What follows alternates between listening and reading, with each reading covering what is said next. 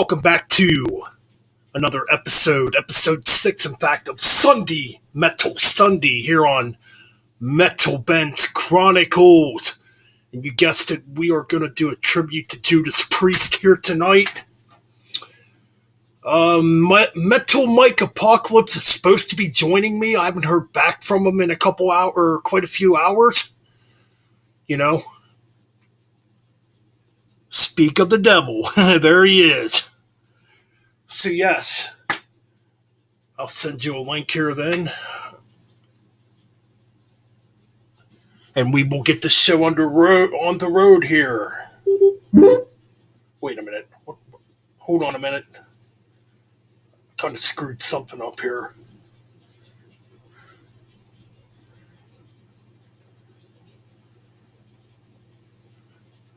I thought I was going to be a lot later from the stream.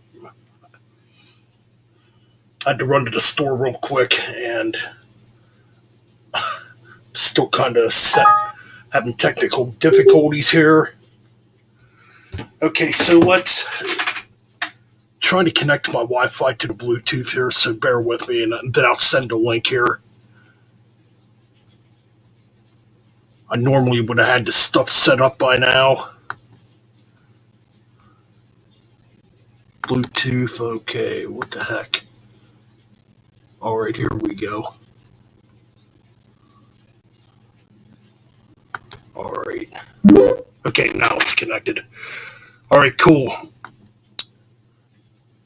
Alright, link is coming your way, then we can get this episode rolling! Because I know I have a lot of people here, you know, when it pertains to subscribers that are huge fans of Judas Priest. Also, you know, like myself, you know, copy the clipboard, okay, message.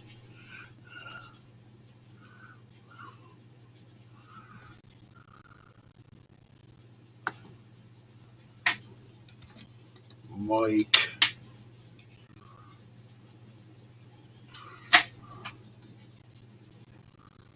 Hayes.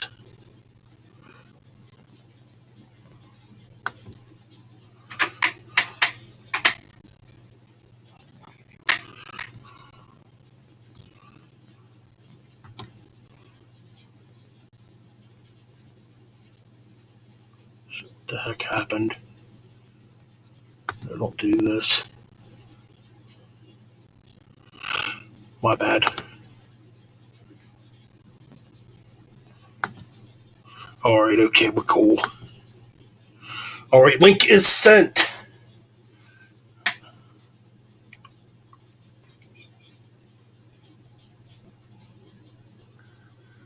The King of Swords in the house. Welcome, Mike.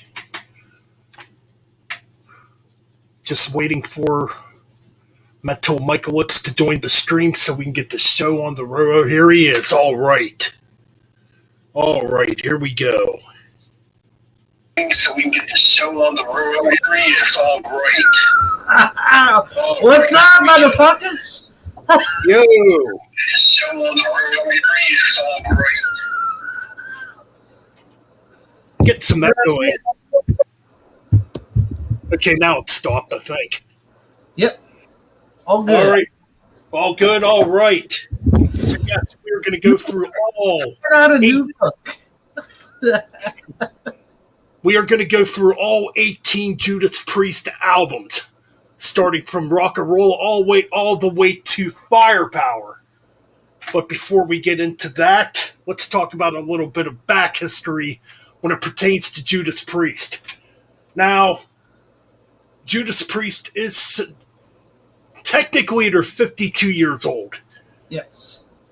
They formed in 1969 by Al Atkins, the original vocalist of Judas Priest. Let me pull up Wikipedia here. Oh, I have it set up with me also. I'm ready to go. All right, cool. So, yeah.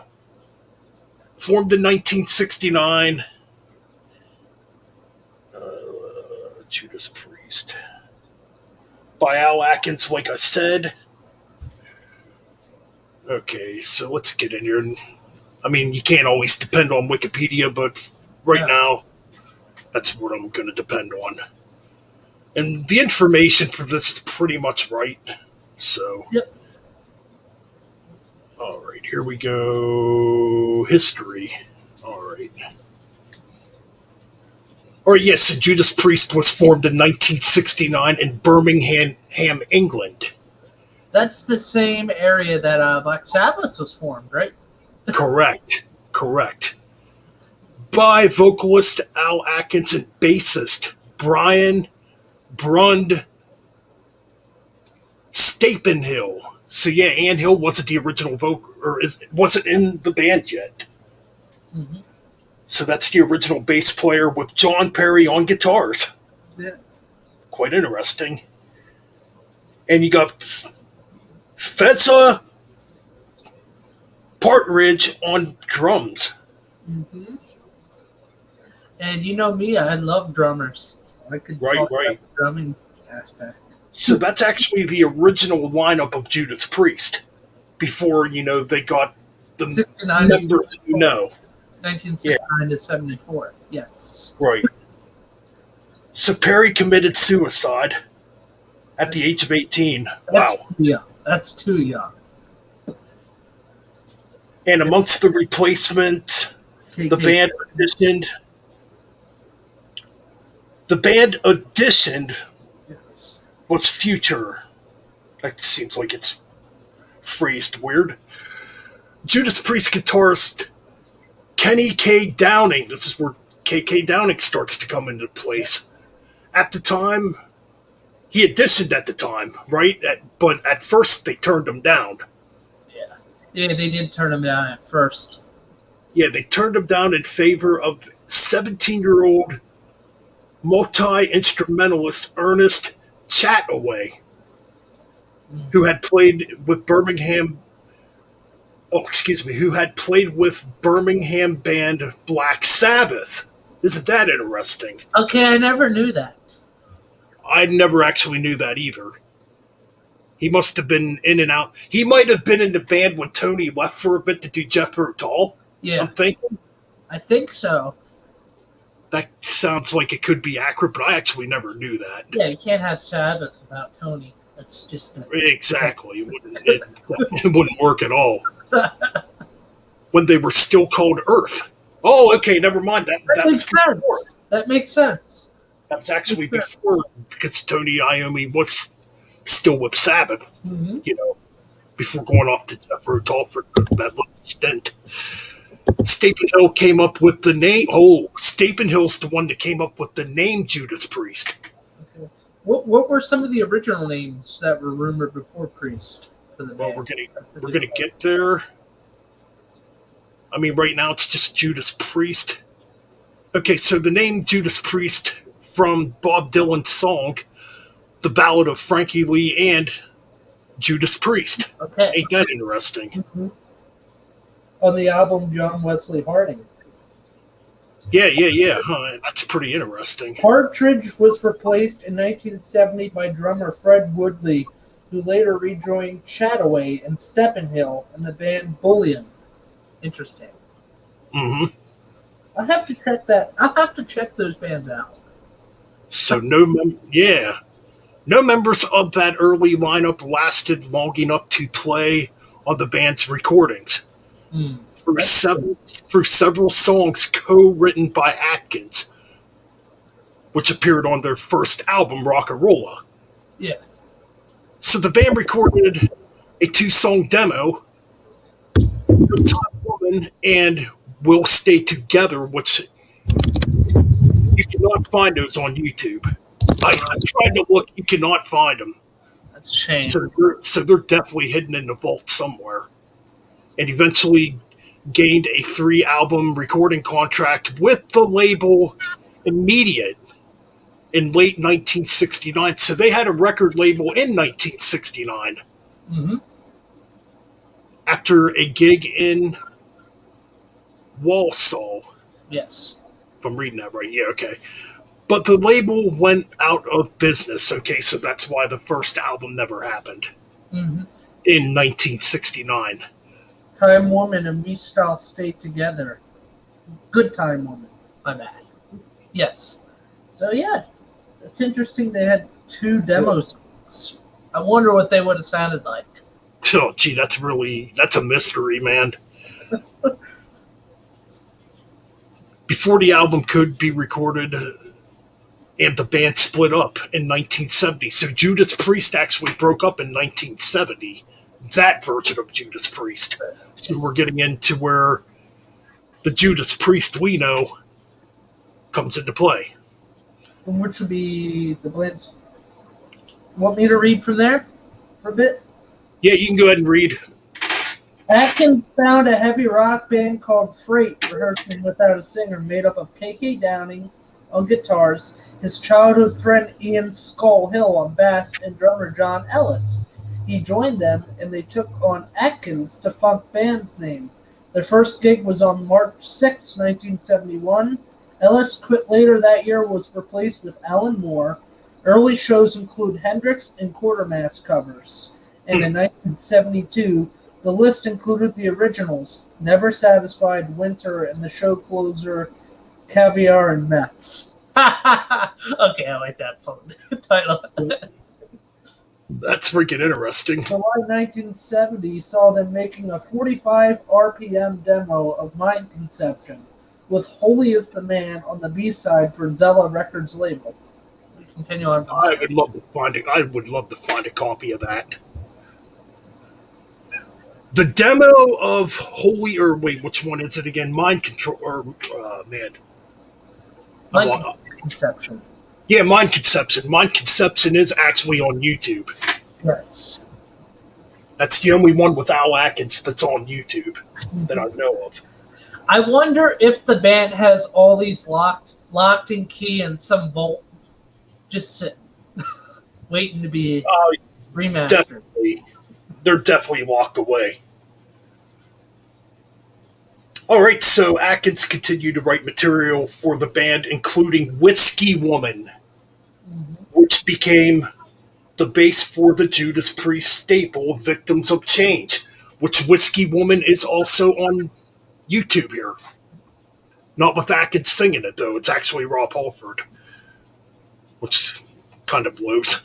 But as finances were right, and he had a family to support, he played his last gig with the band. He played his last gig with the band in December of 1972. Campbell left soon afterwards, later to surface in the band Machine. And the band enlisted two members of the band Hiroshima, drummer John Hinch, and vocalist Rob Halford. Okay, now that's interesting. The brother of Hill's girlfriend at the time. That's pretty interesting.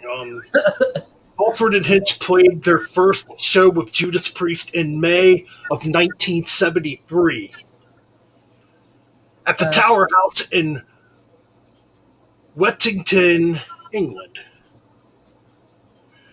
The show was recorded and part of it released in 2019 on the compilation Downer Rock Asylum on the Audio Archives label, along with one live song from the Atkins era. I'm going to have to check that out. Oh, definitely.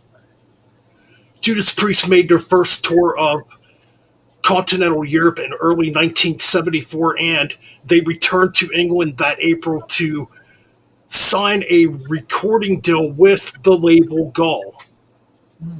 Gull suggested adding a fifth member to fill in the band's sound. They took on a second lead guitarist, Glenn Tipton. So this is where Glenn Tipton comes in, whose group, the Flying Hat Band, were also managed by Iommi's agency, being Tony Iommi. Yeah. The precursor of the Flying Hat Band, called Shave 'Em Dry, featured future Starfighters drummer Barry Scranton, Mm-hmm. who had played with the original Priest members Ernest Chataway and Bruno Stapenhild in the band Bullion. So, what are your thoughts so far, Ben? So far, this history. Quite interesting. There's definitely a few things in there I didn't know. You know, Flying Hat Man. I have to check out a lot of those. I have to dig in and listen to some of those if I can find anything. right? All right. So we will talk about rock and roll in a minute here. Yeah. But before we do that, we are going to play. We're going to play the. We're actually going to play the Mind Conception demo from 1971. Well, the track Mind Conception. Hell yeah. So this should be cool. I've already listened to it before. I have not. Mind Conception. Okay, it's here. So here we go. Mind Conception from 1971.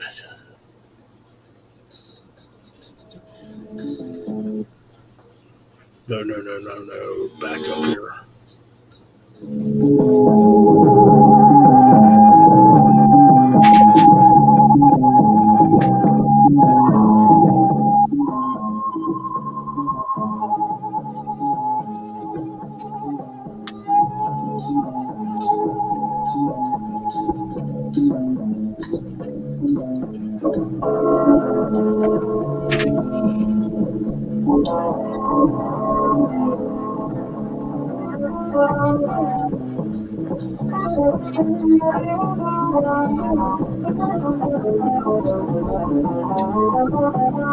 That's that.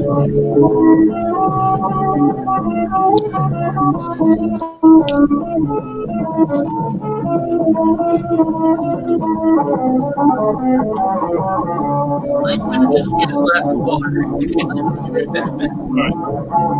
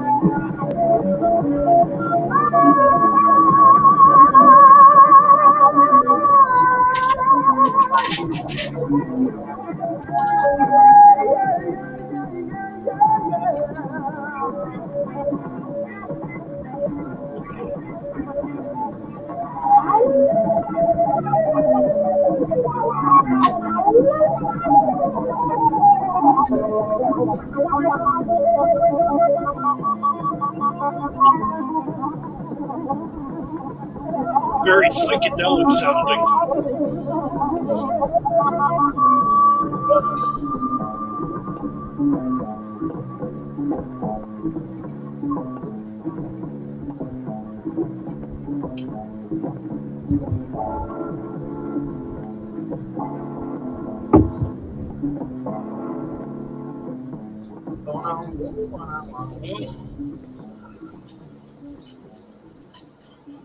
All right, so yeah.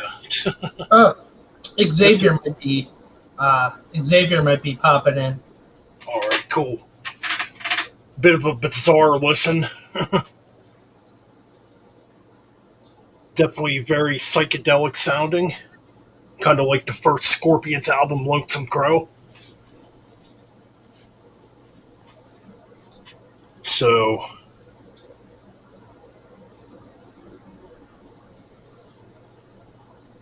you still there, man? I'm still here. I'm All right. reading. I'm looking at the chat. The Sentinel is in chat. Oh, okay. Yeah. He's saying metal is my religion. Judas is my priest. I said, hell yeah, man. I'm right. Judas Priest, motherfuckers, Hey, rules. I just got a message from a Mr. Damaged Inc. wanting a link. So he wants to join the room. Yes. Okay, I'll let him. Yeah, I'll add him. And Xavier now sent a link. Xavier's now messaging. So everybody wants in. Okay. Mhm. Well, I hope I hope they're pretty experienced with the Judas Priest catalog. I'm sort of experienced. I wouldn't say experienced. Knowledgeable. Okay, cool. I know bits and pieces, not everything. Let me see if I could send this link to Ryan, Arnold, and Xavier here. Also, guys, if you want to buy my hat, it's not for sale. Although you can probably steal my shades.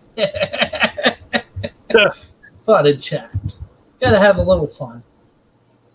Rock and roll Yes. magnitudes. Yeah, what is that? A party? What is the? All right, let's send Ryan. I wish I could send this freaking. I can't. I don't know how to freaking do it.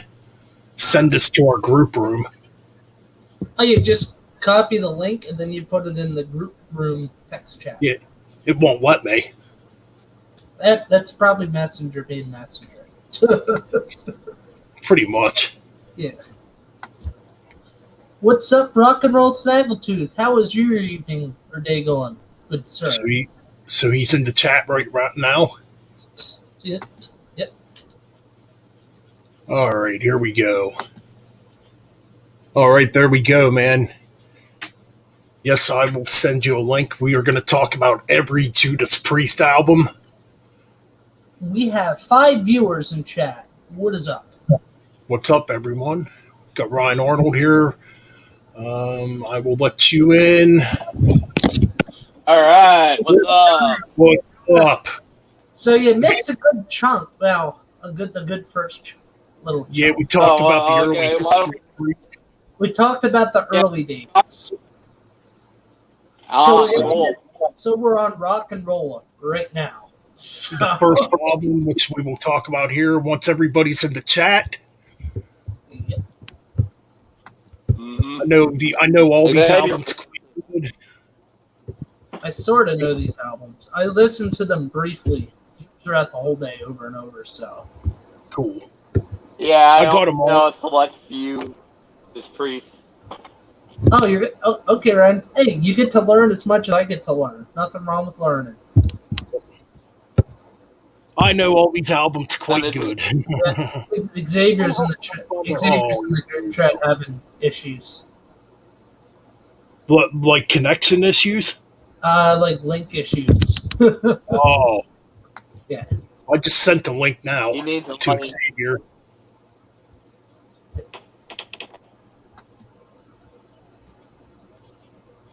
All right, so Hey, Ryan, I'm trying out a new gimmick. Oh, good to know. good to know. Decadent metal mic. Decadent what? Decadent Metal Mike. That's A little side character I was thinking of creating. Has that little sort of DJ vibe with that snarky rock and roll attitude. there you go. That's fucking rock and roll, dude. It fits me. So, I'm trying this right now. What's I that don't- you trying? I don't care if it's a girl we drink or not. Hey, I don't care. Alcohol is alcohol. The Jack Yeah, Daniels y'all. water. I wanted to freaking try it. I've had it. It's pretty good. Yeah, It's refreshing. it's actually alcohol. not bad. Hey, Right. Who cares? as long as the alcohol is good and tasted, hey, it gets my seal of approval. Right, exactly. If it's shit, You know what? and burns, All right, I guess we'll Yeah. just talk about. We'll get on with talking about the albums here until Xavier can get here. Mhm. So we're going to start off with the very first album, right there, Rock-a-Rolla. came out in Oh, wow. 1974/75. Want me to? Of course, Yeah, of course, I have the version with the different album cover. The original album cover has that Coke bottle on it, Yep. or I think it whatever. kind of looks cool with the Coke bottle. I want to get a copy of it to have it. You know. I think the Coke bottle version might be the British version for that. Yeah, it was re-released, so it's pretty easy to find now. There for a while, it was pretty hard to find. Because remember when AC/DC did their albums, they sort of did like international versions which had different album covers. Exactly. So with Judas Priest, what they might have done was they probably released all their albums, and then Yeah. with the international versions, they might have just used different album parts. Well, there's two albums I know of that have different album covers, and the one we will definitely be talking about here down the road. The debut album, Rock and Roller, came out in July of 1974, produced by Roger Bain, who produced the first three Black Sabbath albums. Yep. Now, on this album, they definitely didn't quite find their sound yet. This one's more blues based. It's got a bit of psychedelia to it. Mm-hmm. It's got some doomy Sabbath type of riffs. So yeah, the sound's not quite there yet. Mm-hmm. And a few of these tracks on here were written by Al Atkins. The original vocalist. So I have the Wikipedia set up. So. And it's pretty weird because the opening track, "One for the Road," is very different. Mm-hmm. It's really weird hearing Judas Priest with. It's really weird hearing Judas Priest with harmonicas. Oh, what happened to Ryan? I'm still here. Oh, Yeah, okay. he just put himself on mute or not Turn on the mute. camera off.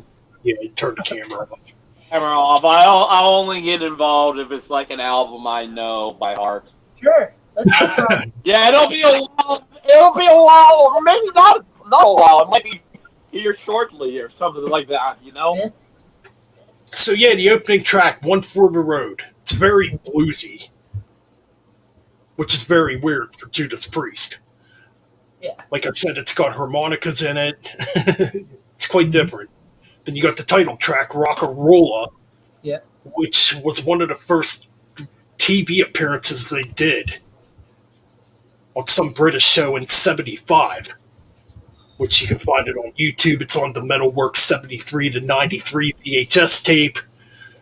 The track "Rock-a-Rolla" being played live. And it's really weird seeing Rob Halford with long hair on that video. Mm-hmm. Or KK Downing wearing this big Stetson hat and bell bottoms. Yeah, man, it's really weird. But Rock-a-Rolla, a bit upbeat,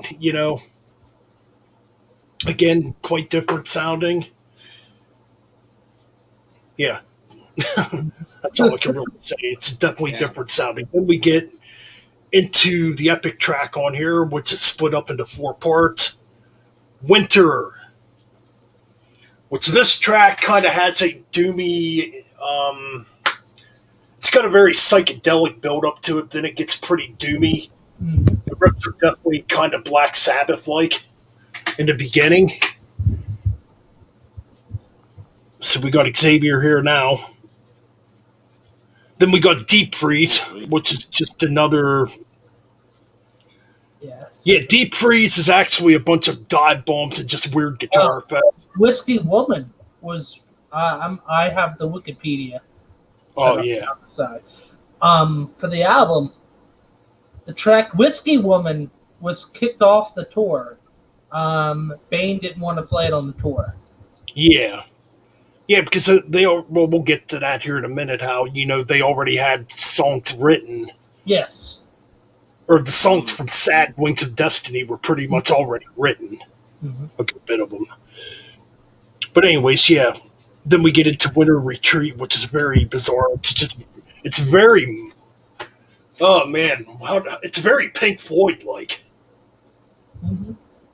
It's really weird hearing Rob Halford sing low. Yeah. Then we get into "Cheater," which is probably the heavier part of the song. But again, it's very bluesy. It's got harmonica again in it again. It's a very weird track, but it's a pretty cool track. All right, so we get into Never Satisfied. Yeah, I'll clarify right now. Zach Blabbeth likes Cheater, so. Oh, Cheater's a great track. It's probably one of the best tracks. My favorite track off the album is the bonus track. Which one? Diamonds and Rust? Yes, I like that pretty much. Yep, it's a cover track originally done by Joan Baez. Yes. It was a folk singer. Anyways, on to... I do like the title track. Yeah, Rock and Roll, that's a good track. Mm-hmm. Then we get into Never Satisfied. Again, quite different, you know. Now on this track, again, it's pretty bluesy again. There's some doomy rips in it. Ugh. In the first track, where you hear the first track too, where at the end of the track you hear a Halford scream. So Never Satisfied. I actually saw that track played live when I saw Halford at Ozfest back in 2010. Not Judas Priest, but when I saw Halford solo, he played it live, which I thought was really odd. Yes. It's the only Priest song. It was the only Priest song he played too. Run of the Mill, very Pink Floyd like. And this is also a track too where Rob Halford's high range comes in near the end of it. Mm-hmm. So it's one of them early tracks where Halford's voice is showcased. And then you have track 9, Dying to Meet You / Hero Hero. Quite doomy. Yes. The Dying to Meet You part, very doomy, very Black Sabbath like. And then of course Hero Hero, the other part of it, I would say that's where you start to hear where Judas Priest would go. It's really the only track on here where you can kind of hear where they would go. Then we got the instrumental track Cadaver and Meth. Caviar and Meth, which was kind of one of the real early songs. Yeah, right? very. It's just an instrumental, very psychedelic sounding. It's quite odd. Now, the original version was like over 10 minutes long, but they trimmed it down to like under 3 minutes long on here. Then we get the cover of Diamonds and Rust, which is a different version compared to the Sin After Sin version. Yeah. Cool cover. And that's pretty much rock and roll in a nutshell. And I'll look up on Wikipedia to see what it says more about the album. But I'm going to let Xavier in right now. Okay. In my humble opinion, rock and roll is my least favorite Judas Priest album. It's the most different one. To be honest, okay. It's like the same thing with Bolt Thor's discography. It's like the first album, it's and then once you get into the second album, that's when it really starts. Yeah. They hadn't quite found their sound yet on rock and roll. Yeah, but I remember watching Maiden Slave, and basically they were going through growing pains, basically. Pretty much. Yeah. They're going through it's like most bands, they might have made some debut albums are fantastic. Like I can name an example of Kill 'Em All from Metallica or something like that. But usually the debut is going to be one of those that's like either a rock and roll or trying to think of another band. I can't remember, but usually bands are trying. Dream Theater was another one. Yeah. But bands are going to try and find their sound on the debut.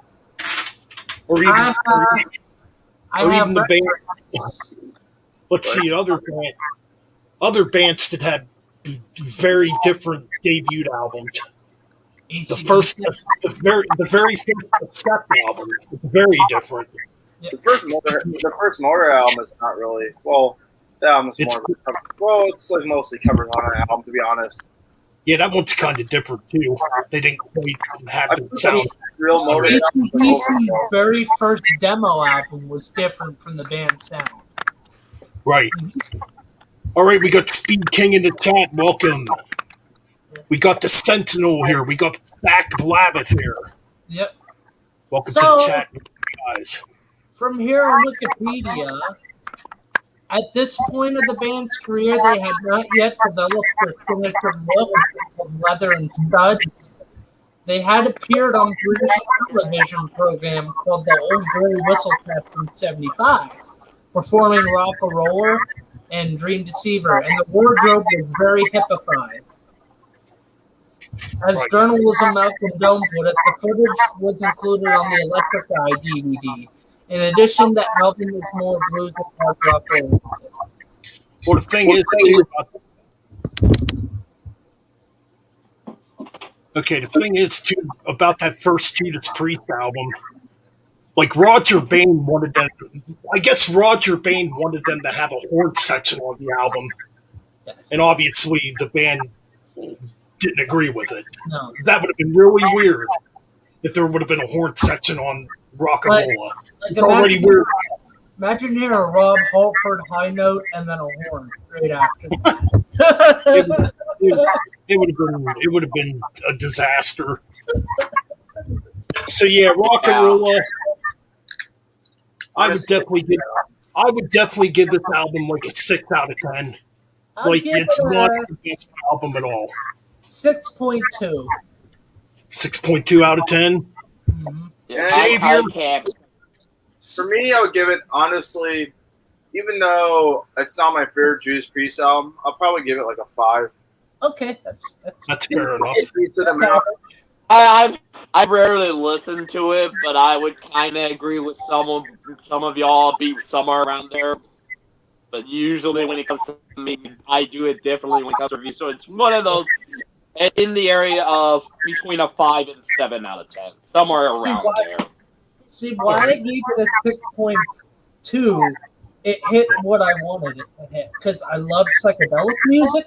I love that blues rock, that rock and roll, and it just, altogether for me, it works for me. Yeah, Sentinel Ep.6 is rock and roll, basically. Yeah, I can agree with that. It hits right where I'm at, right in the middle, between 5 and 7. This is in the middle. There you go. That sounds pretty accurate. Another thing too, this album does not have good production. The No, it production sucks. Yeah, It's really bad. Like the bass is mixed way too high in the mix. The drums don't really Yeah. sound that great. No. You know, Of course, it's the drums definitely are not. Of course, it's your first studio album. Of course, it's not going to be the best quality or the best sound. right, exactly. I mean, bad production doesn't bother me, but on this album, it doesn't work at all. Hey, But now we move on to something. But now we move on to something better. they tried something different. An album- They did- The fucking album that literally is one of my favorite Judas Priest albums. Oh my goodness! Yes, Sad Wings of This Destiny. album- Destiny. This is literally the fucking album that started it for me. It's the Oh my god! It's a masterpiece. This is a huge improvement over Rock and Roll, and I think this is where they found their sound. I mean, my goodness, the opening track, "Victim of Changes," one of the most epic tracks of all time. The Rob Tyrant. Halford doing those fucking high screams at the end. Yeah. Dude, it's got a cool riff in it. It just sounds great. Now, this album, on their first album, they had John Hinch on drums. On this album, they have Alan Moore on drums. yes. I have a little, I have a little fun fact for you. That's what Tyrant, the song. That's why Tom G. Warrior made a song about it. Yeah. Yeah, because I did- Yep. because in 1985, obviously, the anti-religious stuff was still kind of new. Right, exactly. Yep. Yeah. So moving on, we got track 2, The Ripper. Another kick-ass tune. Yep. Like, this is 2 minutes definitely and 50 seconds. a prime example of early heavy metal. on this track. And Rob Halford does some fucking amazing vocal work here too, on that track too. But then we get to the another epic track on here. Deceiver. Oh my goodness, what a masterpiece. Yeah. That's even better than the Ripper. Oh jeez, man. The Ripper, I like that track too. Very dark and melodic, but damn, Rob Halford sounds amazing on here. In for a surprise. In for a shot. I love that. Yep, That's awesome. And then the next track's even just as good. Deceiver. Track Yeah, four. Deceiver, freaking killer. Deceiver, basically. Yeah. And then you flip the cassette tape over to side B, folks. Oh, so we get Prelude, which is just a short little build-up instrumental. And a The built-in Tyrant. Pirate. Oh, dude. What a kick-ass tune. Yeah. Track 7. Then we get another killer track, too. Genocide. Maybe more of a deep cut on here, but yeah, Genocide. Freaking killer track. I love the part in the song where Rob Halford's going, sin after sin. Yes. Just sounds real creepy and eerie the way it's done. Yeah. So then we get another track that's quite odd. Epitaph. Yeah, Epitaph. Very, very Queen-like. Mm-hmm. Very Queen-like. It's just a piano track. Still kind of cool. Then we get the awesome closer, Island of Domination, to end this masterpiece. Fuck yeah. Fuck, man. We talk about a kick-ass heavy metal track. That And album a is prime example of heavy metal. Yeah. I already know what I'm ranking this freaking album. 10 out of 10. I would go with Ben on that one. I'm going to go 11 out of 11. I'm going to go up the 11 out of 11. There you go. No. You'll get Even though 666%. There you go. Yeah, it's a perfect album in my opinion. It's I'm probably gonna. I get what y'all saying about it. I can kind of, even though I've never listened to it, I can kind of. But Oh, Xavier, are you by drinking all a means, Heineken? all the hits, Dream of Deceiver, Drinking a Victim of Changes. Yeah, dude, you're definitely going to have to check these albums out. Hell yeah. But yeah, it's definitely a 10 out of 10. All right, so we move on. Now, Judas Priest almost broke up around this period. They were so broke that they almost had to end the band. Mm-hmm. Yeah. And luckily, they got signed to a major label. They got signed to CBS Records. Columbia Records. Columbia Records, same thing. 1977. I think they would end up being bought by Epic. This would be basically Priest's label. I'm assuming from here on out, basically. They were bought by Epic around And 80, I want to say. this would be Judas Priest's next drummer, Mr. Simon Phillips. Yeah, who actually was just a session drummer, Yes. which is weird. He didn't actually join Priest. No. So yeah, here it is, Sin After Sin. I always love that album. I want to get a shirt with that album cover. Sin is a great record. This is another excellent album, in my opinion. I think out of all the '70s Priest albums, it's kind of forgotten about, but it's really, really good. I mean, my goodness, man. Oh, by the way, before going into this, produced by Roger Glover, Yes. obviously famous for being in Deep Purple. Mm-hmm. And at first, when Priest went into the studio to record this, they didn't have no songs written. And like Roger Glover would throw around ideas, right? Yeah. And like Priest would just kind of look at him like, okay. And Roger Glover got the impression they did not want a producer. So that's pretty much how this album came together. They had no material going into the studio to record this. Yeah. But boy, they came out with another gem, in my opinion. Opening track, Sinner. Center, 6 minutes 45 seconds. A long Notably, too, this is where Judas Priest steps it up and plays a bit faster. Mm-hmm.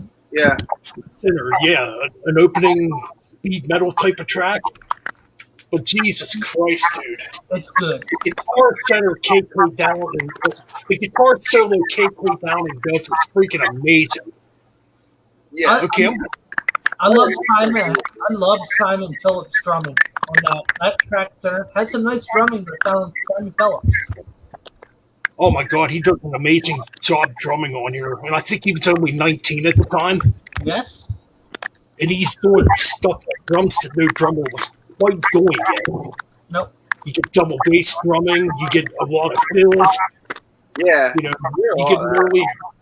you get an early example of what would become thrash metal drumming. But yeah, interesting album indeed. So yeah, Sinner opens it up. Excellent track. Like I said, KK Downing's guitar solo is freaking epic. In the studio, he turned his guitar amp literally all the way up to get all those special effects with the dive bombs and all that crazy shit.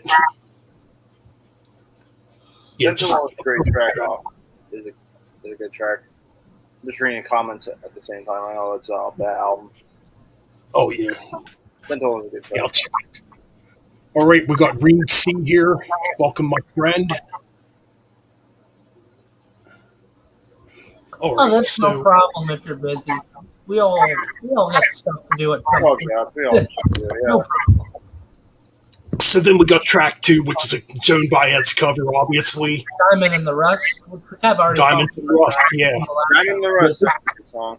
This version's different sounding compared to the rock and roll version. I prefer this version actually better. There's a bit more added to it. But I think it's a cool cover, and Judas Priest definitely took that track and made it sound like them. Exactly. Then we get an excellent deep cut on here that I think it would be freaking cool if Priest broke this out and played it live.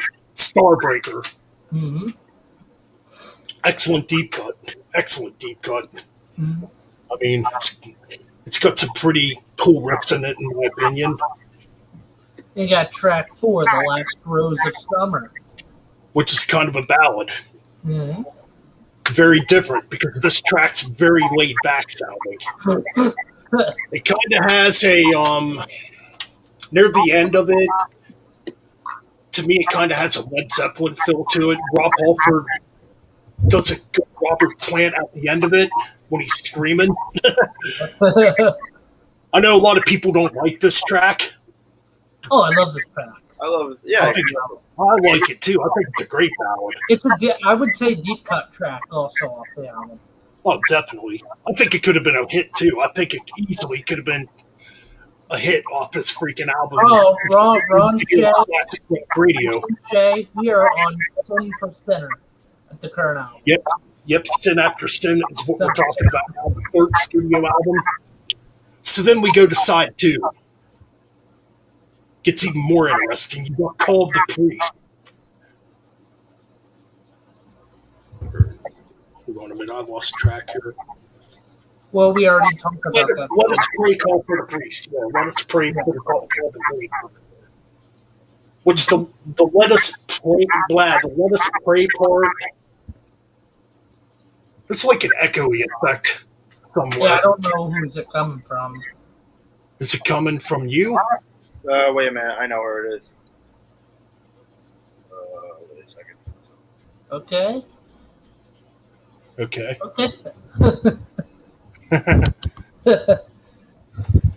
Anyway, It's you just were saying? It's just kind of distracting. All right, yeah, we're talking about the track Let Us Pray, Call for the Priest. Like the Let Us Pray part, very Queen sounding, you know. It's got like that operatic build up, kind of like what Queen did on Night of the Opera. Then it just burst into speed metal fury. One of probably the first speed metal track Judas Priest wrote up to this point. It's fast. There's some excellent drumming on this track. Some great double bass work by Simon Phillips. Oh my god! And let's talk about the mid. Let's talk about the guitar section in the middle. Holy crap! Is epic.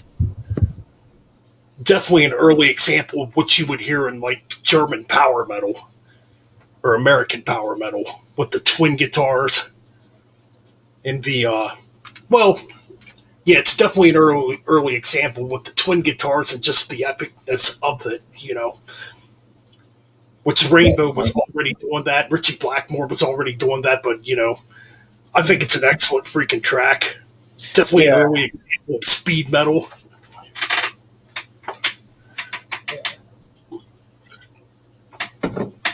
So moving on, we go into Raw Deal.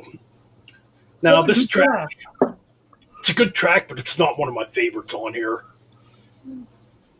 It's still good though. I think it's the weakest track on the album. I think it is too. I just think, it definitely kind of has filler written on it. Not one of the better tracks. It's okay. It has good filler on it. It's a good filler. It's not a terrible song. Yeah, it's not a terrible song whatsoever. I just think compared to the rest of the album, I would say Raw Deal was definitely the weakest. Yeah. Then you have track 7, Here Comes the Tears. Yeah, this one's quite interesting too. It's very dark. It's got a pretty cool section in it where there's some piano being played. Yeah, it's definitely very dark and just depressing sounding. I think it's pretty cool. I think it's a cool deep cut and a great way to build into possibly the first example of thrash metal, Desistant Aggressor. Holy fuck. For 1977, that's one heavy fucking track. Have they played that track live? I'm pretty sure they have. If they haven't, that's a shame because that's a fucking heavy track. Now, I haven't heard them play that last time I saw them. Yeah, I don't know if they play it live at all. I know they didn't play it live when I saw them. It would be cool if they did because it's a killer track. Yeah. For that time too, definitely a very heavy track. Plenty of like heavy riffs and double bass going on. Mm-hmm. And fucking Rob Halford screaming his ass off. Yes. Yeah, it's freaking good. Obviously, Slayer covered it on South of Heaven. That's how I actually first heard it. And then in 2001, I like the cover tracks. Slayer did of it. It's actually pretty fucking good. It is pretty good, yeah. And yeah, I kind of like it. Sin After Sin. In 2001, they found 2 extra bonus tracks. Race with the Devil, which is a cover, the Gun cover recorded during the Stained Glass class sessions. Yeah. Then track 10 is Jawbreaker at Long Beach Arena, live Haltford. Yeah, just a live track. Race of the Devil, yeah, it's covered by a band called Gun from the 60s. So, and it's a pretty cool cover. Mm-hmm. I mean, yeah. And that's the version I obviously have with Race of the Devil on it. Speaking of Stained Class. So, ranking wise. We're not thinking of the other reason. We're not thinking of the reason the 2 stoners that got mad over the record. Oh, yeah. They fought over it. So that incident, we're not gonna go explain it. So anyways, going into Sin After Sin as far as ranking. For me, it's a 9 out of 10. It's a great album. For me, it's an 8.9. It misses by a little bit. For me, it's probably a 7. 7 out of 10? Yeah, 7 out of 10. The album is in my top 5. So. Oh, damn, this might be a long episode. We're already an hour into it. We're already an hour into it? Yeah, we still got a bunch of albums to talk about. We were like, what, 22 albums? 18 albums. Fuck. Hey, fuck Unless we split it in half and do the other half for another episode. We should do the other half tomorrow. Yeah, we could do that too, or next Sunday. It don't matter. 18? So, okay, this is what we'll do. Since there's 18 studio albums, we'll talk about the first 9 albums, and we're up to the 4th album now, being Stained Class, a very controversial album. Yes. First album, too, where the Judas Priest logo came on. The album art logo, Because before that, they had that gothic-looking logo. I like that one too. Yeah. And this album's even heavier than Sin After Sin. It is heavier. I like the song Exciter. I think isn't Running Wild off that record, I think. This No. album That's like also the next got. album. It's funny. This album also got a lawsuit. You guys remember? Yeah. And Oh yeah, we all know about it. And it's a cover, and it's for a cover song that Judas Priest didn't even write. I don't like. Okay, that whole entire story, in my opinion, it was just two stoners getting way too fucked up and basically like, listening to a record and saying, "Oh, they might be saying something bad." yeah, I'm like, dude, they're on shrooms. What do you expect? They're gonna think fucked up shit in their minds. You know what, dude? I think it'd be cool if we shot ourselves. I could just see that one. Oh my god! It's like that makes no sense. Right. So All right, you so shot Stained yourself Glass. because you were stoned. So we start off with Exciter, track 1. What? And we have another drummer change on here. Les Binks is now the new drummer of Priest at this point. Jesus Christ! How many drummers did they have? They went through a lot. In the 70s, like every album had a different drummer except for this album and Hellbent for Leather. Jesus Christ! It's like the Megadeth of fucking the 70s. Kick one member out every single time. So, anyways, every single time we need a new drummer. So anyways, I broke my stick. I gotta leave the band. I broke my stick. we open the album up with the track Exciter. Killer track. Excellent speed metal track. Mm-hmm. What more could be said? It's fast. It's got a really cool mid. It's another one of them tracks, too, that has a really epic, cool mid guitar section with a bunch of harmony leads, which would definitely be a pinpoint for power metal. So, it's an excellent freaking track. It's an awesome track. Oh my god, yeah. White Heat, Red Hot. A deep cut on here. Yes. Again, another pretty cool track, in my opinion. Then there's the cover track. Oh boy, here we go. Better by you, better than me. Oh no. Better by You Than Me. Spooky Tooth cover. How do you confuse that for being like a fucking like you shooting each other? What does what? Oh, I shot myself in the foot. Guess I can't record this. I love how the fact they said they heard a backwards message. I'm like, you had too much fucking way too much mushrooms. Way too many shrooms. Way too many fucking shrooms to think that's backwards. Xavier, do your British thing, man. It's like, oh, I just shot myself in the foot. Oi, I just shot myself. Bend over. I can't sing my bloody song. I got shot in the foot. I got shot in the foot. What do I do now? I got shot myself in the head. Jesus Christ, man. Oh well, my foot's gone. Oh, dude. Yeah, man. And a cover song, too, which really makes it sound fucked up. It's like, what the fuck? It's ridiculous. It's very ridiculous. It's like, what the fuck, man? How in the fuck did they think, like, oh, man, it's a backwards message? I'm like, what? How? I mean, first and foremost, a lawsuit should have been, like, thrown out immediately because it sounds ridiculous. Yeah, you would think. I agree. They would just. It was like I thought damn, I thought the courtroom would have like more common sense to make this a lawsuit because it seemed like such a waste of time. Yeah, that lawsuit going to the Pretty government, much. you would think they would just toss it to the side. You know, be like, I remember reading that and watching the whole thing unfold, and I thought to myself, they're just two meth heads. Pretty much. That's what it is. It's like, what the fuck, dude? All right. So anyway, moving on. We got the title track, Stained Class. Which is not bad. Not bad. I like that track. I think it's a killer track. It's got a cool gallopy rip in it. It's got a gallop. Yeah, it's a pretty cool rip. There's a borderline filler, almost. I don't know. I like it. I like it too. So, moving on, we got Invader. Now, to me, Invader would probably be more of a filler track.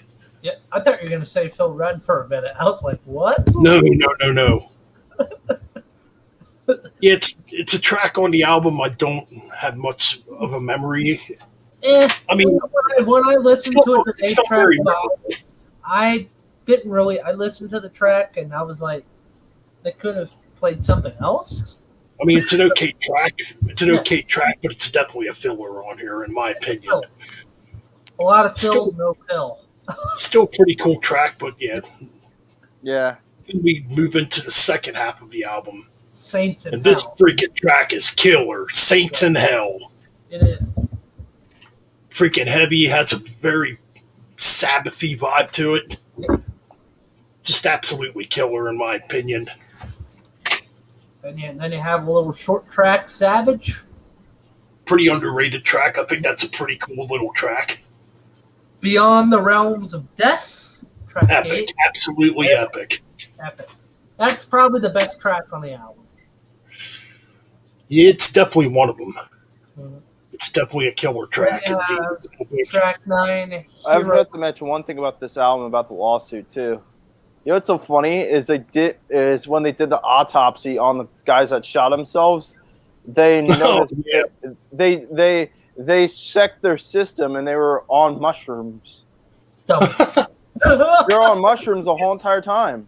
I don't understand how people would think the lawsuit was valid if both of them were fucking stoned as fuck.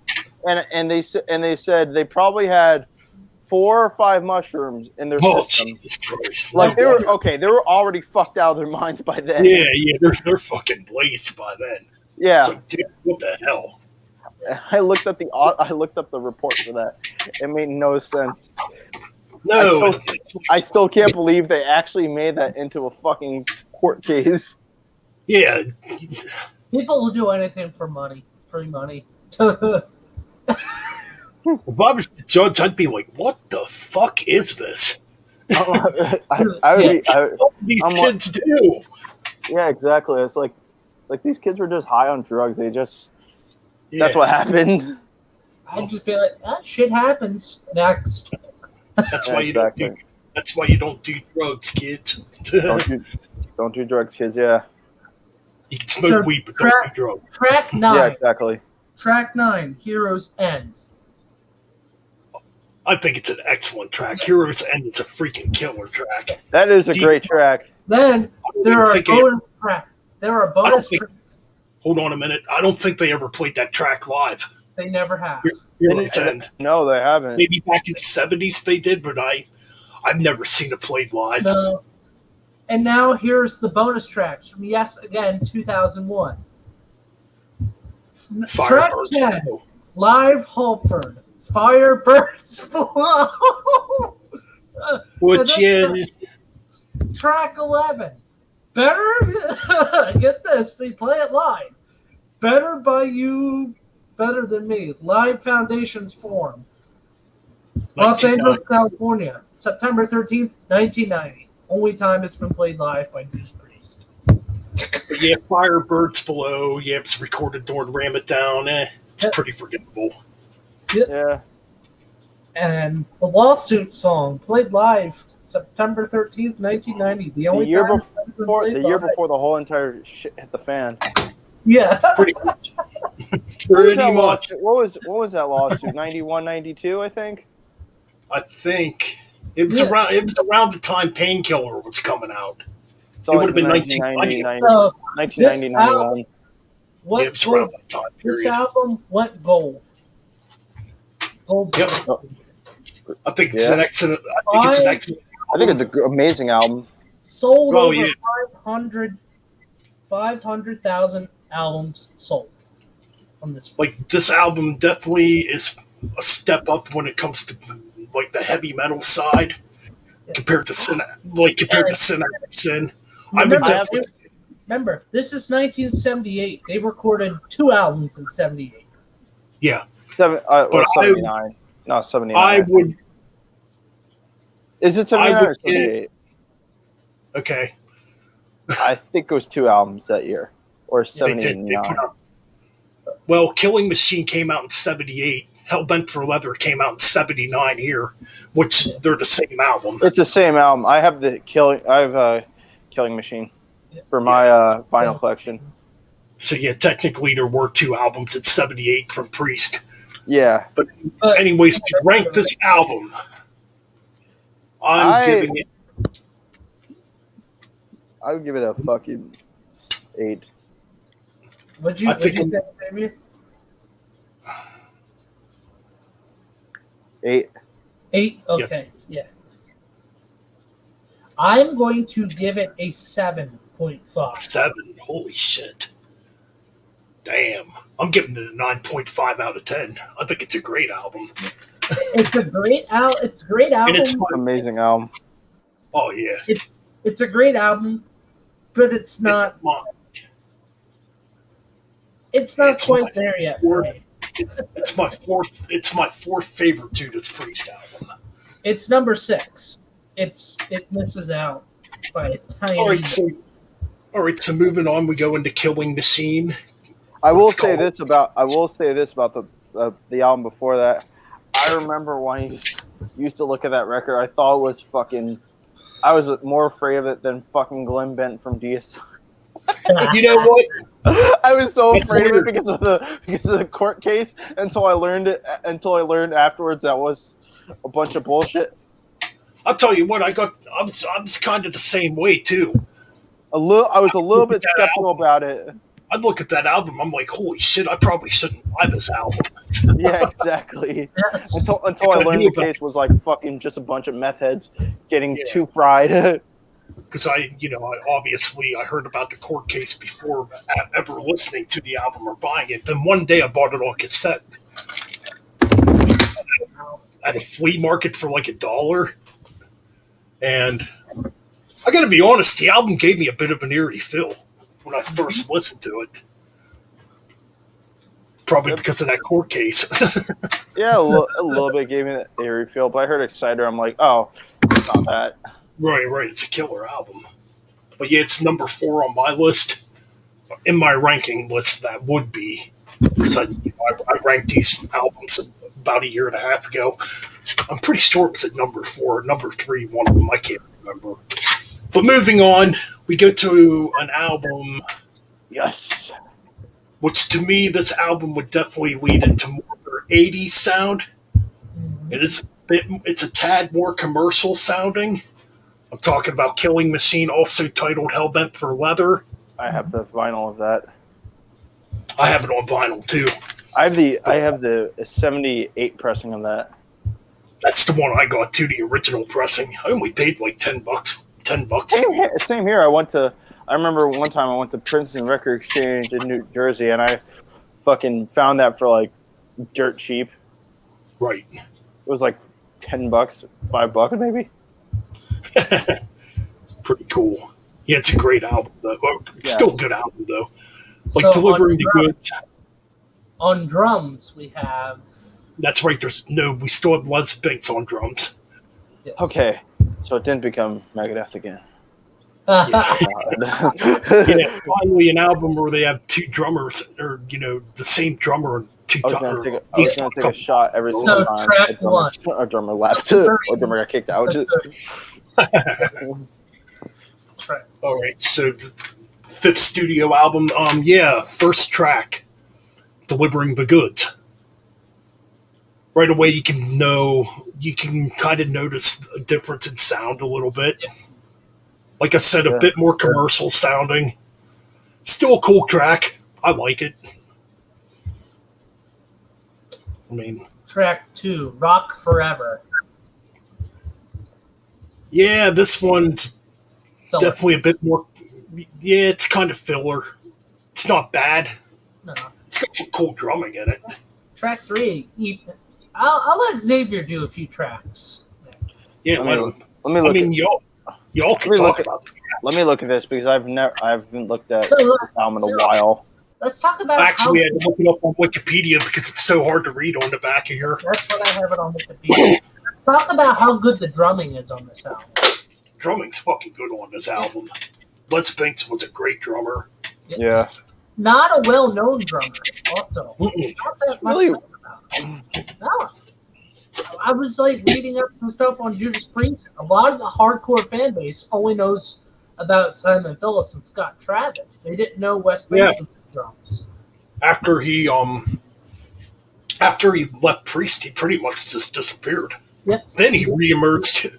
He reemerged again here in 2020 with KK's Priest. Which now I heard he's not even in KK's Priest anymore. Nope, he's not in anymore due to, I think, Kinda health sucks, though. reasons. Yeah, they got a different drummer now, but anyways. So we talked about the track Rock Forever. Yeah. Kind of a Ted. It's really weird because to me it kind of has like a Ted Nugent sound to it. Or a ZZ Top with a sound to it. I don't think it fits the album. Nah. Then there's one part in the song where Rob Halford's doing this silly vocal line. Yeah. It's like a ha ha ha ha or something like that. It's really confusing. It doesn't fit. So then we get into track 3, Evening Star, which ironically almost sounds like Boston's More Than a Feeling. The title Evening Star, just the title Evening Star, kind of sounds like a Rainbow song. Yeah. I remember. Okay, I could tell you a story behind that. You know, one time I went to a party once with my friends when I was. Yeah. Well, I went to. I think I stayed in Canada, and I remember I one time got super drunk, then woke up in the morning. I heard that song. I was probably pretty hungover. I saw an evening star above when I was hungover. Yeah, exactly. Oi, I saw Evening Star. Oh, I saw Evening Star. Yeah. Yeah, but to me, that track definitely reminds me of Boston's More Than a Feeling. Yeah, it reminds me more of Rainbow. Yeah, like when it gets a little heavier, it sounds more like Rainbow. It does. But like the acoustic part, Sounds like a Ronnie Rainbow era song. But like that acoustic beginning kind of reminds me more of We Boston. get hell bent for leather. I love that song. Fucking kick ass, short, fast, to the point. Fucking great live. Hellbent for leather. Such a cool track. I don't want to spoil it, but I will be seeing Judas Priest live. Yeah, next month. What date's that on again? September 8th at the Santander Arena in Reading, Pennsylvania. I mean, like, what day of the week is it on? Wednesday. Oh shit, I'd work. Concerts, but Sabaton is opening 2 hours. I think it's like an hour before Priest. Sabaton I'm seeing both. So I would just see Priest, to be honest. I remember my last show when I saw Priest was with Deep Purple, and I was. Oh come on! I left. Like Judas Priest was opening. Deep Purple was supposed to be headlining. I just only saw Priest and then just left. I would have stayed for both. I mean, I like Deep Purple, but I like only a few songs by them. Okay. I don't know their whole entire discography. This will be my very first ever Priest concert. So, and first ever Sabaton show. So 2 for the price of 1 show. How much was your ticket? Well, my uncle was like a businessman, so me and him always okay. go to see concerts, and he's a huge metalhead. He's like in his early 50s. So, Cool. So he saw Dio he saw Dio live. He never saw Priest live. So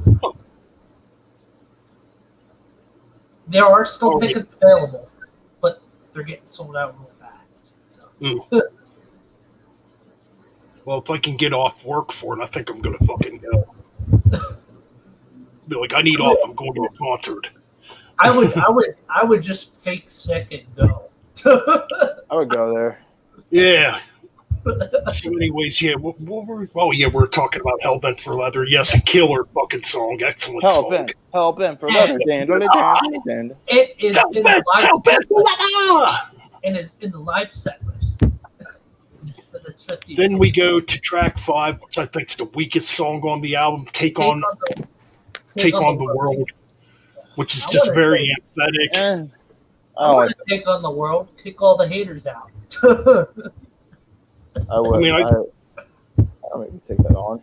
Maybe. And together we will take on all the world. Yeah, it's kind of corny. I agree with you. Yeah, it's a pretty corny track. Then track 6, we are burning up. Killer track. I do like burning up. Fuck yeah. Bit slower, but still a pretty cool track. You wanna tell track 7, Ben? What's up? Track number 7. Oh, which would be a Fleetwood Mac cover, the Green Mikalypse with the 2-prong crown. We're still talking about Killing Machine, right? Yes. Yeah. Okay, I thought that we were like talking about Hellbent for Leather for a second. The same album. Yeah, same album. Okay. I thought for a second. I'm looking at the 7th track. It's like Killing Machine. I think it's an international, and Hellbent for Leather is the British version, I think. No, Killing Machine, I believe, is the British version, and then the U.S. version is Hellbent for Leather. Yeah, they freaking changed it here in America because they thought that at the time, I guess they thought it was too offensive for the American market to be called Killing Machine, which doesn't make sense to me at all. Because then you call the album Hellbent for Leather. It's so funny. It's so funny because back then, I mean, anything was offensive. Literally now that's all laughed at. Yeah, this album technically has 2 title tracks, which is unheard of for albums. That's true. Which is anyways, track 7, the Green Mikalypse with the 2-prong crown. Like I said, Fleetwood Mac cover. You know, it's pretty cool. It's a killer cover. It's heavy. They made it heavy. Track 8. Dare I say 2nd title track? Yeah, I don't really have much to say about that track. Killing Machine. Killing Machine? Killing Machine. It's a killer track. I got my contract on you. On you. Yeah, that's a pretty cool track. Pretty heavy. It's got some pretty cool drumming in it. And we have a very, very But then we get into probably the fastest track on the album. Running Wild. Yeah, my favorite German band ever. Now this fucking track is killer. Short, fast. It's pretty fast. Yeah. It is fast. Now, is it Maiden's fastest song they've ever recorded? No. Oh, definitely not. No. Definitely, it's a cool riff though. I mean, you can. That riff right there. That riff right there definitely pioneered a lot of what you would hear in metal riffs. Like if you listen to Iron Maiden's The Wicker Man, it pretty much has that same vibe going on. There's a few other tracks too that have that, you know. It's a freaking killer track though. All right, moving on. Before Dawn. Before the Dawn. Before the Dawn, the ballad. Pretty dark sounding, quite depressing sounding. Pretty doomy. Yeah, I think it's a pretty cool ballad, to be honest. And then track 11, Evil Fantasies. And Yep, all the final track on here, pretty cool track. It's okay. Excuse me, I am sorry. Not one of my favorite tracks, but it's all right. No. So now we're going to start. Well, we got.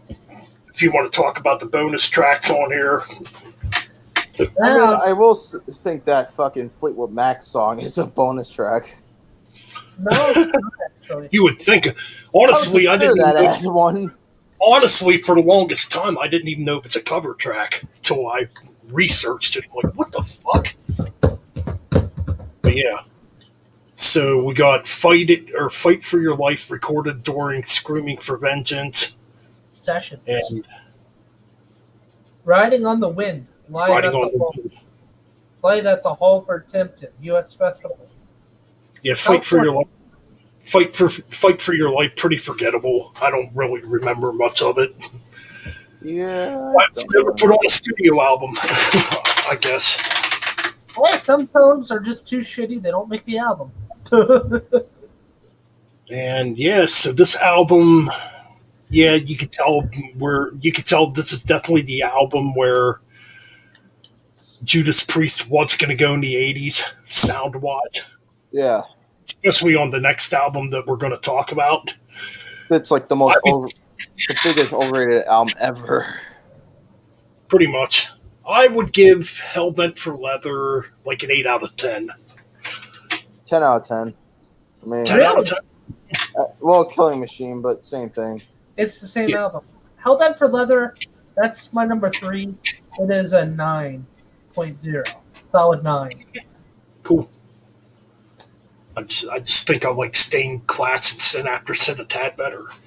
But moving on, yeah, and I gotta agree, man. I think this album's pretty overrated too. Yes. And everybody knows this freaking album. British still. Despite it being a little bit commercial, it is still a very good album. Way more. What's the most over commercial album in the 80s? It's pretty damn commercial. And there's definitely a couple tracks on here I'm absolutely sick of now.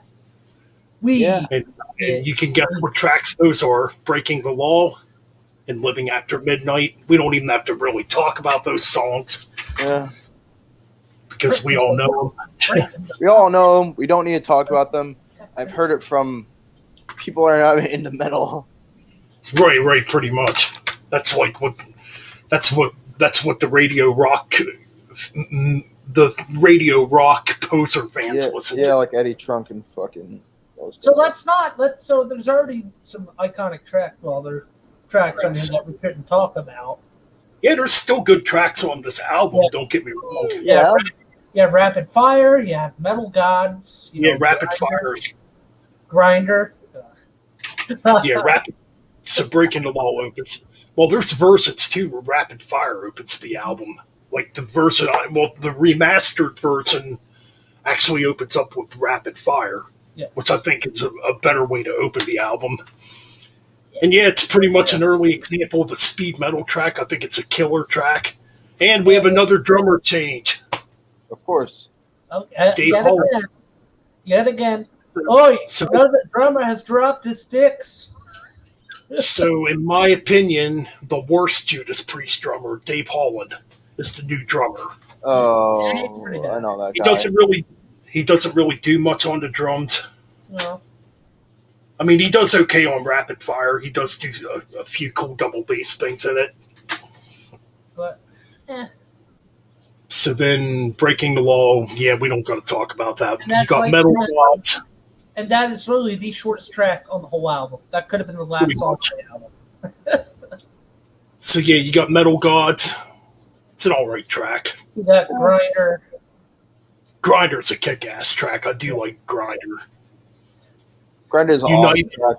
Yeah. It is also an app you should never install. Exactly. So United. Then we got United. Oh. I wish we were fucking United. That track is absolutely annoying. That track is pretty I don't annoying. really care for it. It's just as bad as Breaking the Law. Living After Midnight, don't got to talk about it. Okay, Nope. here's a pretty decent track. You don't have to be old to be wise. Pretty There you cool go. track. That is a pretty Also cool track. great meaning. Yeah, kind of has an AC/DC vibe to it. It's pretty Yeah. decent. The Rage. Then the last two tracks on here are my favorite tracks, besides Rapid Fire. The Rage is just like it fucking kicks ass, man. Steeler kicks more ass. Got I think. It's got a killer riff in it. It's Rob Halford sounds killer on that Yes. track.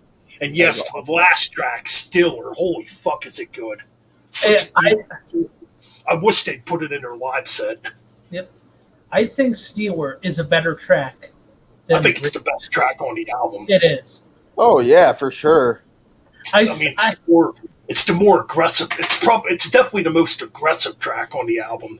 I say to the, what would you call the bandwagon? What kind of Priest fans that only like the hit songs? That don't like all the Posers. songs? Yeah, to the posers. The Posers. Yes, Breaking the Who Wall, like the radio and friendly Living shit. After Midnight are not the best songs on the album. You can kiss my ass. Well, that's all. That's like okay. To be honest, it's like the same thing with Motorhead. People say Motorhead's overrated, but come on, let's be honest. They only know one song by them, and they Pretty much. pretty Ace of much Spades. say they know Motorhead. Please. Yes. Oh yeah, man! I'm gonna play Ace of Spades. I'm a Motorhead fan. Go fuck Oh yeah, yourself. man! I'm gonna play Breaking the Law. Me playing The Rage.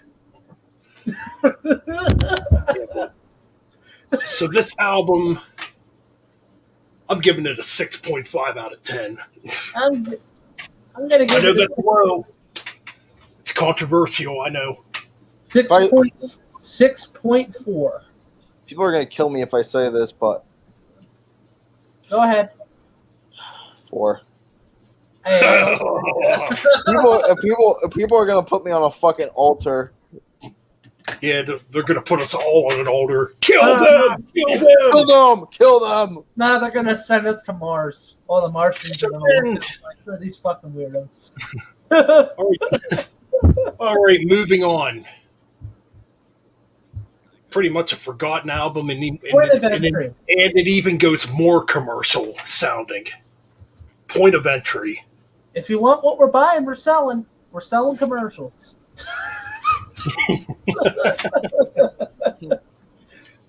Not a completely bad album, No. but still not a great album. Is it their worst album art cover? I don't mind it. I think I like the European version better, to be honest. Yeah. With it just looks better. Yep. I mean, but yeah, this album's pretty much sandwiched in between British Steel and the next album we're going to talk about. Pretty much a Forgotten Priest album. Rightfully so, because it really isn't that good. You got a couple of decent tracks on here. Like the opening track, Heading Out to the Highway. I think it's a cool track. Yeah. It's a decent track. Yeah, that's a decent track. Don't Go. Forgettable. Not a good track at all. Hot Rockin'.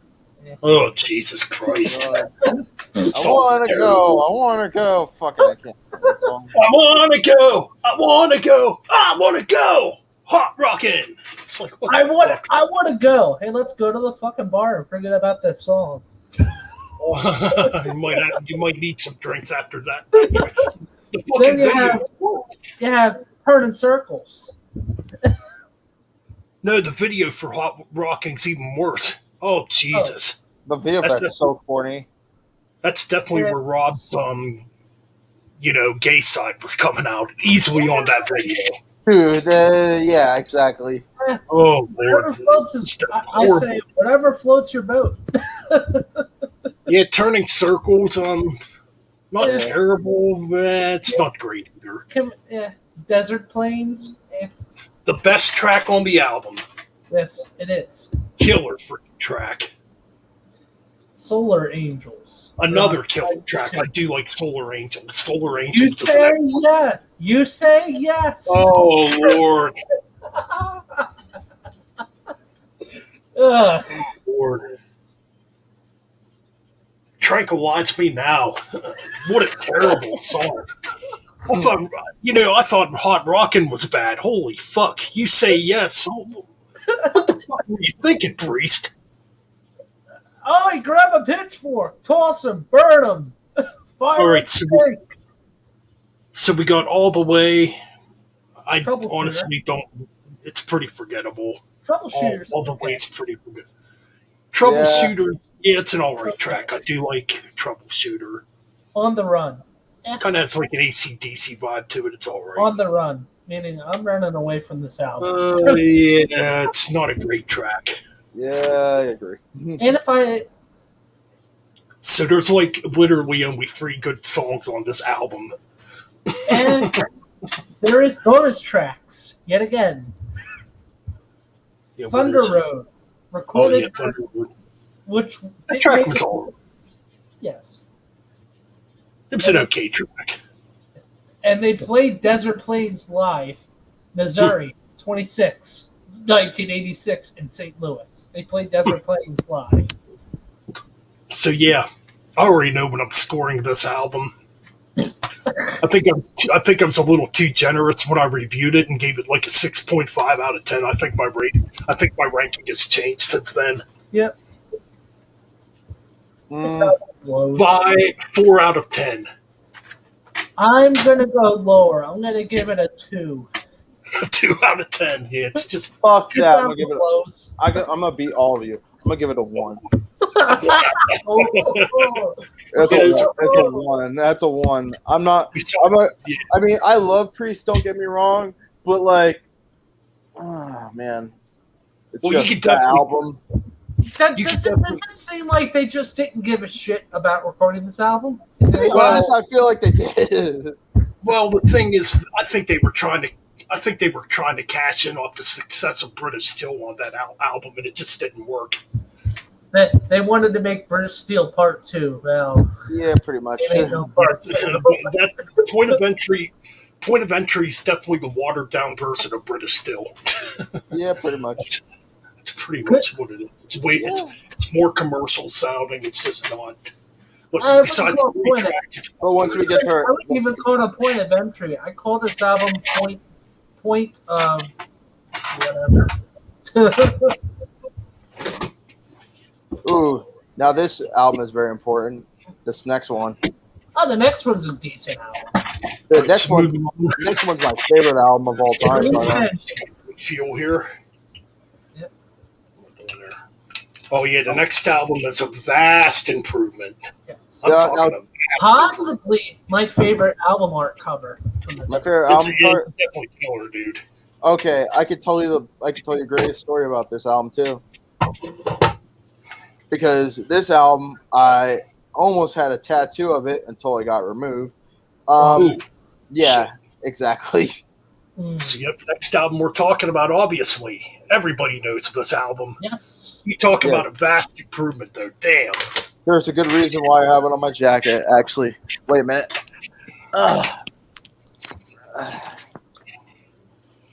Fucking see that right there? Hell yeah. Oh, yeah, nice. That took me a day to sew. Hey. Man, I gotta get me a point event. I gotta get a t-shirt. Screaming for vengeance. Ah. See, right now I am sporting Sad Winds of Destiny. Right now, I'm not wearing a Priest shirt at all. I don't have any Priest shirts. I do have Or Priest shirts, but it's all in the fucking washing machine right now. The only 2 shirts I have is a Johnny Cash shirt and an Iron Maiden fan club shirt. That's it for fan shirt. I need to start collecting shirts. I used to have the painkiller shirt, but it got totally warped, Yeah. and I had to throw the shirt away. Unfortunately, So let's get into the album. Track one is a 41-second instrumental, The Hellion. the Hellion, yes, cool little instrumental. Yeah,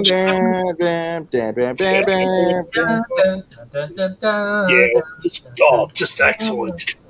I love that instrumental.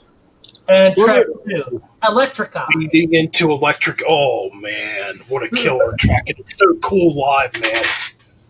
It's such a cool track live. I'm electric. I fucking love that song. Oh, me too. Holy fuck, such a classic. Then, Riding on the Wind. Another killer track. Oh my god, such a good track. Heavy metal excellence, man. What more could be said? And we get into one of my favorites on here, Bloodstone. Oh, you talk about killer.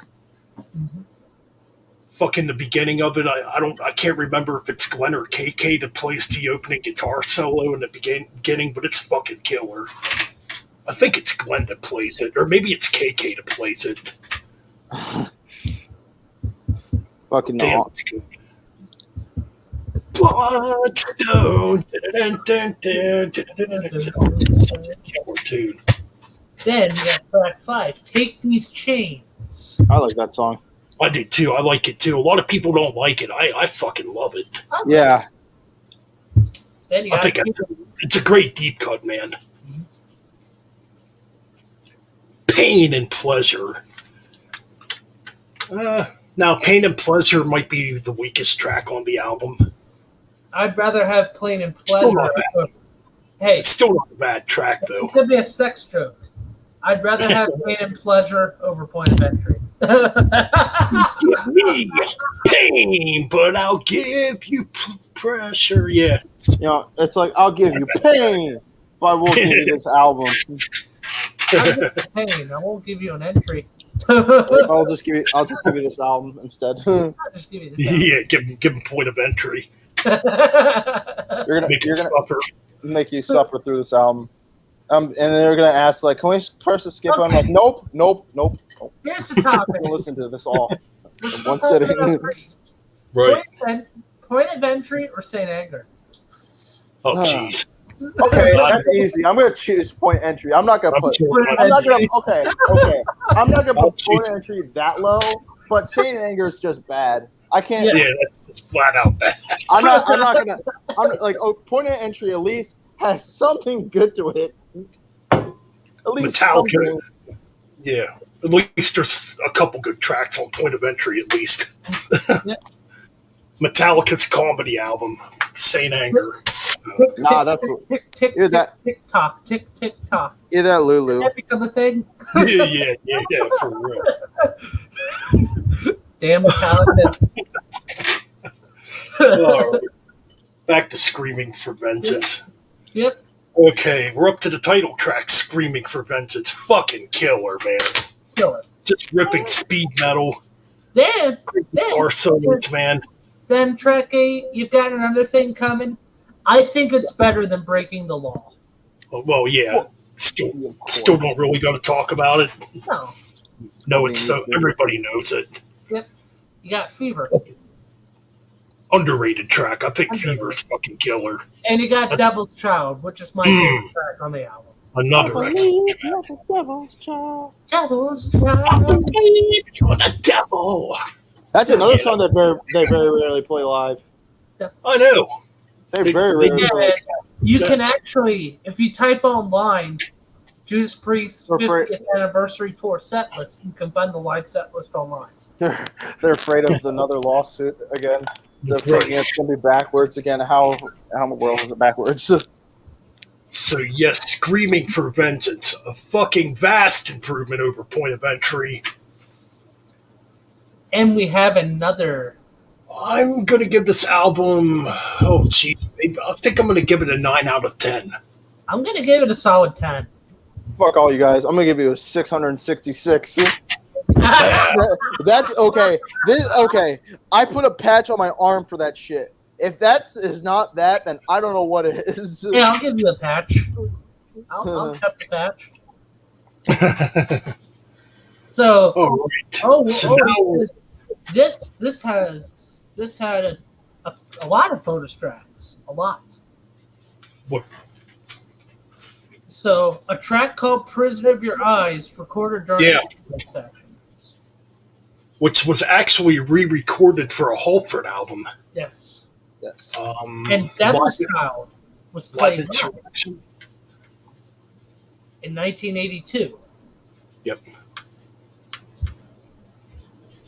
So yeah, Prisoner of Your Eye is a pretty cool track. And they also released a 30th anniversary edition live DVD of this. That's true. Yeah, this album's been remastered quite a bit too.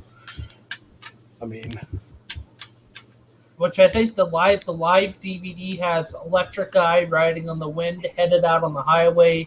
Track 4 is Metal God. Then you go Breaking the Law. Diamond and Rust is track 6. Track 7 is Victim of Changes. Living After Midnight, The Green Manalashi, Screaming for Vengeance. Yeah, that's them just being them. Yeah. That's good. 1984. all right, so we're up to the final album in part 1. Let me just get this. Another stellar, kick-ass heavy metal album. My third favorite, or I'm trying to think of my ranking here. You know what? This is my second favorite Judas Priest album. I'm talking about Defenders of the Faith. I think it's the best album they did in the 80s. Mm-hmm. This is where the speed metal really steps up. I got that one. Yeah, the vinyl. I have this original vinyl of it too. I got the original vinyl of that too. Yep. But yeah, oh jeez, man, Free Will Burning, holy fuck! I love that song. Oh, I love that song.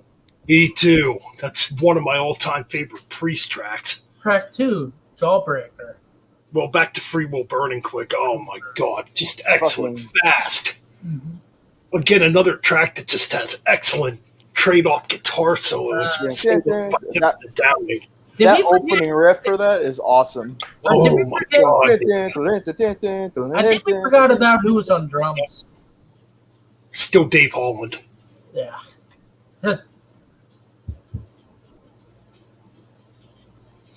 Well, we will get to that later. Okay, we will get to the comments section after we talk about this. All right, so yeah, Free Will Burning, like I said, just a smoking fucking track. One of my all-time favorite Priest tracks. Oh, man. Like, the speed definitely stepped up on this album. Yeah. Because then we go into Jawbreaker, which is another pretty fast track. Underrated track. Oh, dude, that's another awesome track. Just excellent riff after riff on this track. Give me that. Rock hard, ride free. Another killer track. Exactly. Excellent guitar work. This track. And we got a track. We got a track for one subscriber in this album. The Sentinel. The Sentinel. Oh. That opening riff, geez, man. That's one of the first things I ever learned to play on guitar. Down. I was going to say, Xavier going to pull out the guitar and do a Priest lick. I was going to say. I could probably do it. I haven't played it in a while. I have to look over the tabs. Right. Oh, my God. That song fucking kicks ass. And then I like the song Hard Rock, Ride Free. I like that one. Mm-hmm. That's a good track. I think the Sentinel's better. Jawbreaker's fucking awesome. Fucking right. The first side is good. Yeah, everything on the first side's excellent. Yeah. So now we flip it over to side 2 with Love Bites. Yeah. You kind of start. It's cool. It's kind of cool, but it's cool. Yeah. It's one of them tracks. When I first heard it when I was younger, I didn't care for it. I'm like, this track's not that good. It's one of them tracks that took a while. It's one of them tracks that took quite a while to grow on me. Because now I think it's actually a pretty decent track, and it's got a pretty cool video too. Eat Me Alive. Oh man, this song fucking rules too. Yes. And it pissed off Tipper Gore, which is even better. Exactly. Yep. Some heads are gonna roll. Well, hold on a minute. Back to Eat Me Alive. I don't remember how I don't remember Tipper Gore getting pissed off of that. I know one of them was Venom and Slayer. I think Metallica got on their list at one point. Well, yeah. Well, Eat Me Alive definitely has sexual references in it, which is kind of exactly. I'll put you at gunpoint. So eat me alive. Yeah, just a killer song though. Yeah. Definitely a cool little speed metal type of track. Oh yeah, Some Heads Are Gonna Roll is next. It recovers. Is it a One cover? of the few, no. One of No? the few mid-paced tracks on here. Pretty cool track. It's a good track. Night Comes Down. The ballady track on the album, Yeah. which Then is the last- really, it's really weird because it really reminds me of Crocus's "Screaming in the Night." Like Then a the wall. last two tracks are fast. Fucking Last, fast. I love the last two tracks, Heavy Duty and the title Heavy track. Duty and Defenders of Oh yeah, man. And a lot of people don't like the last two tracks. Mm. I don't. I And then- like. And then we go to the next album after this too. I thought this was our last album. Oh, this is the last album, yeah. And then, What time is it? Unless you want to end it on Turbo. oh god. Oh no. Oh fuck no. Yeah, I guess we'll save that for part two. Anyways, yeah, Heavy Duty Defenders of the Faith. Great way to end this album. Next we're on So, after this one, we're on to the shit album. The next part. great. And that'll Oh, be yeah. coming up in part two. No, it's Pepnol Dismal, not Turbo. That's what I'm calling it now. I'm calling it Pepnol Dismal. Part two. Part two, guys. Grab your vodka, whiskey, popcorn, candy bars. Get ready for part two. Wait, who's this in the stream? Ooh, Ryan. Yeah, it's me. Oh, there he is. I thought he left.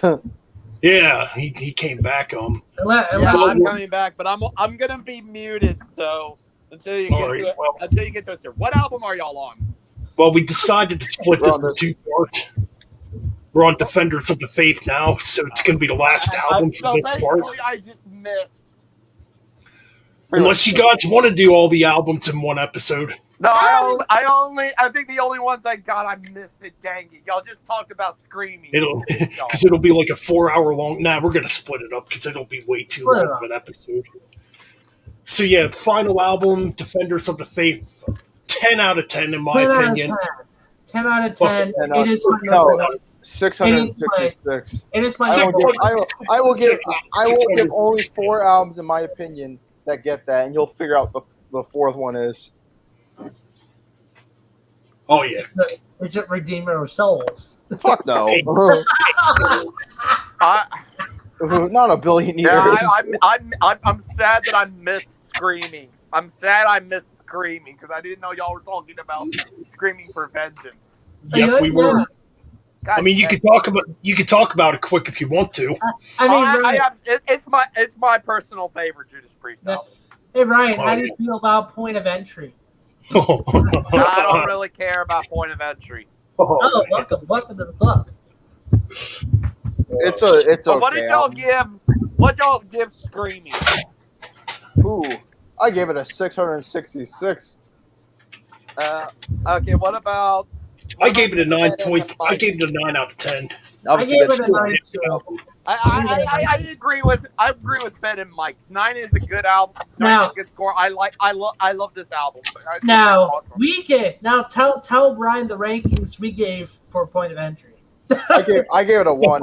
I gave it a 2.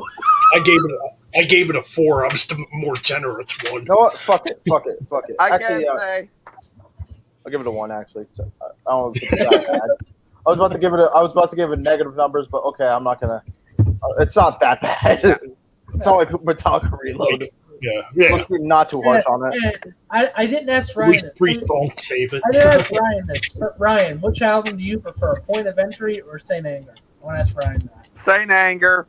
What? Oh. Whoa! Pitchfork! Whoa. You might Pitchfork! be the ball. It's like, oh man, why am You'd I getting rather attacked by listen the to altar? TikTok over Point of Entry?